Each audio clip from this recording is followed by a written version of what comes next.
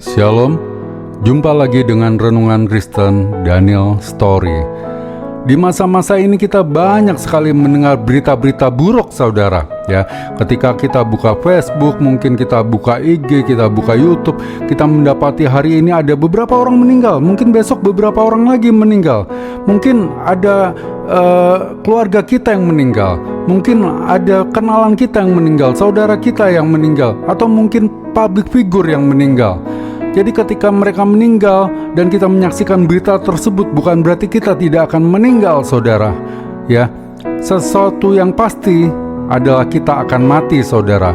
Cuma masalahnya kapan kita mati kita belum tahu. Dan yang menjadi masalah besar adalah ketika kita mati, ya, kita masuk surga atau neraka, saudara. Maaf, saya harus ngomong apa adanya. Saya harus ngomong terbuka, blak-blakan, saudara. Ketika kita mati, yang jadi masalah surga atau neraka. Ingat, saudara, di neraka bukan setahun 2 tahun, bukan 10 tahun, 20 tahun, tetapi kekal selama-lamanya, saudara. Ya, jadi ketika kita mati, kita dalam keadaan berdosa, kita akan masuk ke dalam neraka. Ini suatu kabar buruk, saudara.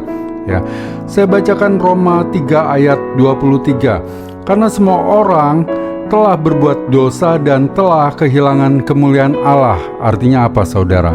Artinya semua kita layak masuk neraka, saudara. Keadilan Tuhan adalah menghukum kita, menghukum dosa-dosa kita. Dengan cara apa? Dengan masuk neraka, saudara. Jadi belakangan hari ini banyak kabar, tetapi sesungguhnya kabar terburuk adalah ketika kita berdosa, kita tidak layak masuk surga, tetapi kita harus masuk neraka. Saya buka lagi ayatnya di Roma 6 ayat yang ke-23. Sebab upah dosa ialah maut, tetapi karunia Allah ialah hidup yang kekal dalam Kristus Yesus Tuhan kita. Ya. Nah, di sini ada kabar baik ternyata, saudara. Saya ulangi tadi. Tetapi karunia Allah ialah hidup yang kekal dalam Kristus Yesus Tuhan kita.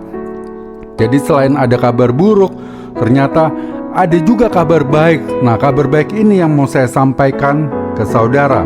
Ya, kita buka di Yohanes 14 ayat 6. Saya bacakan untuk saudara. Kata Yesus kepadanya, "Akulah jalan dan kebenaran dan hidup. Tidak ada seorang pun yang datang kepada Bapa kalau tidak melalui Aku." Jadi maaf, saudara, mohon maaf, saudara. Ya, saya harus belak-belakan menyatakan kepada saudara, tidak ada alternatif lain untuk saudara masuk surga, untuk saudara diselamatkan, kecuali saudara percaya kepada Tuhan Yesus. Hanya itu satu-satunya cara, hanya itu satu-satunya jalan. Please, saudara, dengar saya kali ini, saudara.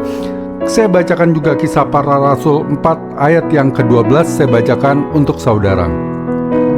Dan keselamatan tidak ada di dalam siapapun juga selain di dalam Dia. Sebab di bawah kolong langit ini tidak ada nama lain yang diberikan kepada manusia yang olehnya kita dapat diselamatkan. Tidak ada nama lain kecuali Yesus saja, saudara. Saya harus tegaskan sekali lagi, tidak ada nama lain, tidak ada jalan lain kecuali percaya kepada Tuhan Yesus, kecuali percaya akan karya salib Tuhan.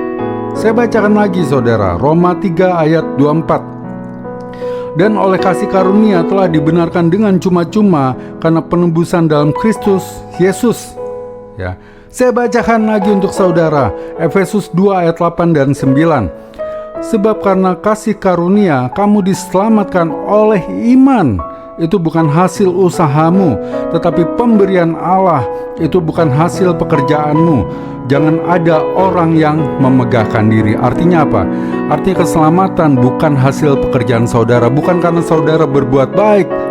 Jadi saudara berbuat baik karena saudara sudah diselamatkan, karena Roh Kudus masuk ada di dalam hati saudara. Ketika Roh Kudus ada di dalam hati saudara, maka saudara otomatis mau melakukan perbuatan yang baik karena Roh Kudus ada di dalam hati saudara. Omong kosong kalau Roh Kudus ada di dalam hati saudara, tapi saudara masih menikmati dosa-dosa saudara. Saudara mampu hidup dalam dosa, omong kosong saudara. Saudara bisa jatuh ke dalam dosa, tapi saudara tidak bisa hidup di dalam dosa. Sekali lagi, perhatikan saudara.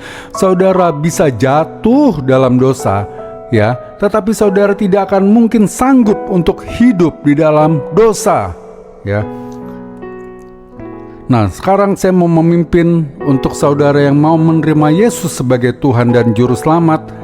Saudara belum mengenal Yesus, saudara mau mengenal Yesus, mau menjadikan Yesus sebagai Tuhan dan Juru Selamat, mau mengaku bahwa Dia adalah Tuhan, mau percaya akan karya penebusan di kayu salib, saudara ikuti doa saya. Kita berdoa. Tuhan Yesus, saudara ikuti. Tuhan Yesus, saat ini aku datang kepadamu. Saat ini aku datang kepadamu. Aku mengaku bahwa aku adalah orang berdosa. Saudara ikuti. Aku percaya bahwa Engkau adalah Tuhan, bahwa Engkau adalah Juru Selamat, bahwa Engkau sudah menebus segala dosa-dosaku. Aku percaya karya-Mu di kayu salib. Jadilah Tuhan dan Juru Selamat di dalam hidupku. Masuklah ke dalam hatiku dan berkuasalah di dalam hidupku. Kuserahkan hidupku ke dalam tangan-Mu. Kita sama-sama katakan amin. Selamat untuk saudara yang sudah menerima Yesus sebagai Tuhan dan Juru Selamat.